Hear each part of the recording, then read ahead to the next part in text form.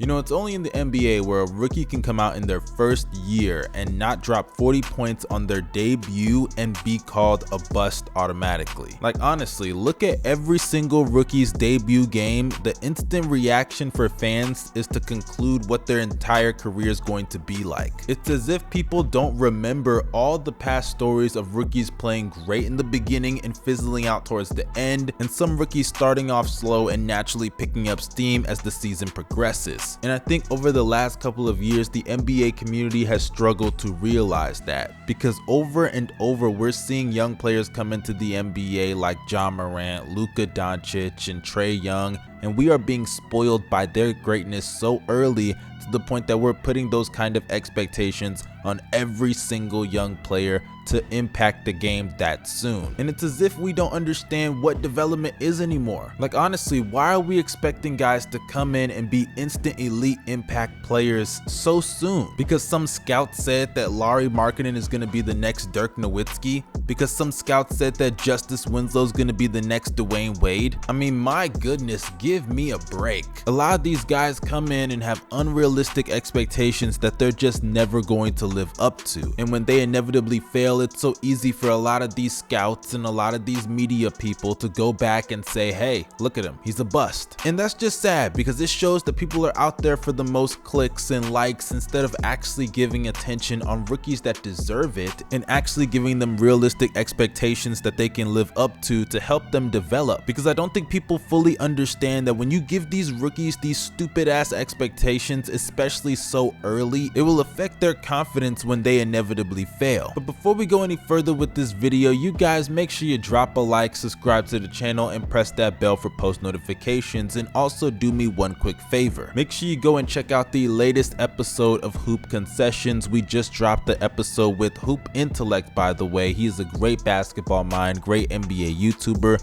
Make sure you go and check out that episode. We talked about Steph Curry's little slump, Damian Lillard, Jason Tatum, and a plethora of other topics. The link is down below in the description box. But without further ado, let's just get things started and talk about the first player I wanted to talk about in this video, the thumbnail, and that is Kade Cunningham. Now, if you've been following me on social media, following me on Hoop Concessions, you know I am a big fan of Kade Cunningham. I thought he was nice at Oklahoma State, and I think if all things go according to plan, he could be the rookie of the year this season. He has a nice frame, he has nice size, he has a nice feel for the game, he's a great passer, solid finisher, and honestly, I just think he has all the tools to be a star in this league. But you would think with the way social media reacted to Cade's first 2 games that this guy was going to become the next Michael Carter Williams, a complete bust. As I will admit, he did not shoot the ball that well, as he shot 3 of 22 from the field and 0 of 14 from 3 in the first 2 games combined. But why does that even matter? Like, honestly, this is a rookie coming off of an injury, and these are his first 2 regular season games of his entire career. The guy hadn't played basketball in months, he's on one of the worst teams in the entire NBA, and then to cap things off, 3 out of the 4 teams that he's faced so far are contenders. Not only contenders in their conference to come out of it, but contenders to potentially win an NBA championship this season.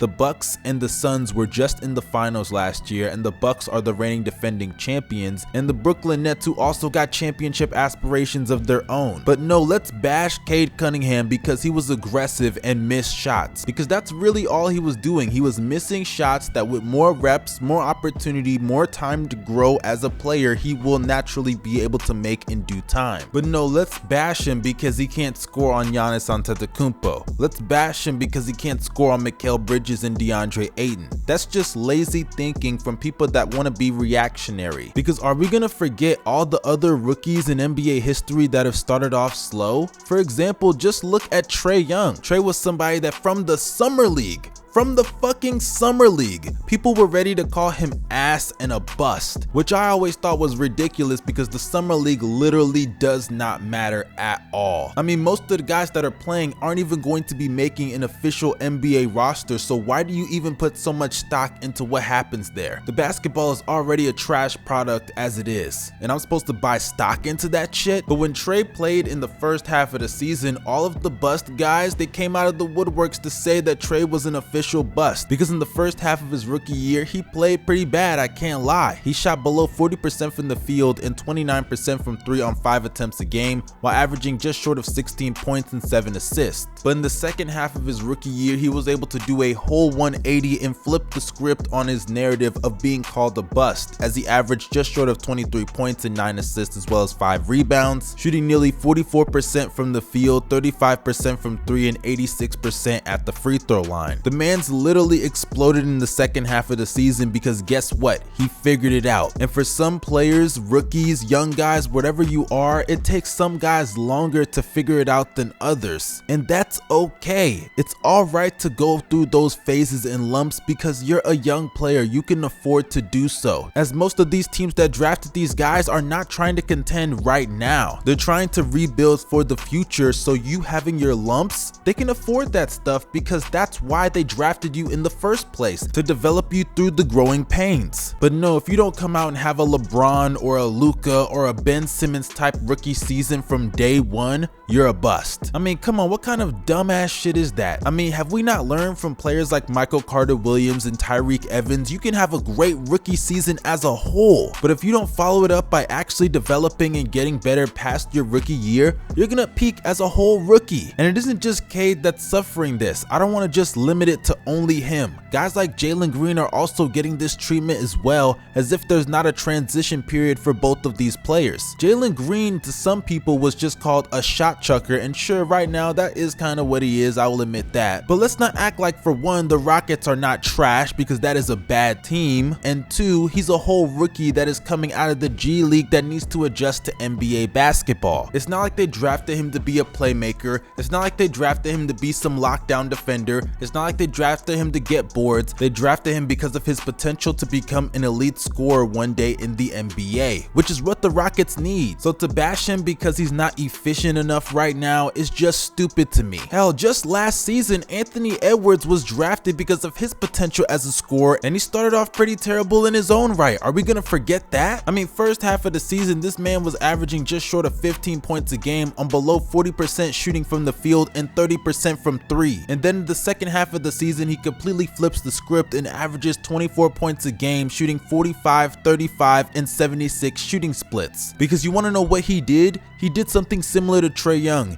He figured it out. And that is what these young players need to be afforded time to do. Figure the shit out. For some guys it clicks from day one, and for some guys it takes them a while to catch on, and that's okay. I don't understand why we've come to this point where certain players have to be superstars from day one. Kade Cunningham may be inefficient right now, but I believe he will get it together because that's the faith I had in his potential coming into this NBA season. And I'm not gonna let 4 games in which 3 of them were against championship contenders deter me away from that. And neither should any of you, just because you want to get some clicks, some retweets, some likes, all on your page on social media, whatever the hell it is. Please have some shame, bro. But hey, that's just my opinion on this situation. I think it's really sad how people have been treating Cade. It's ridiculous in my opinion. It's been 4 games, guys. 4 games. But like I said, that's just my opinion. If you disagree, let me know down below in the comment section, and do not forget to follow me on social media. The links are in the description box. Check out Hoop Concessions, that link is also down below as well. This is your boy Young Mustard signing out. Y'all stay safe, have a blessed day, peace.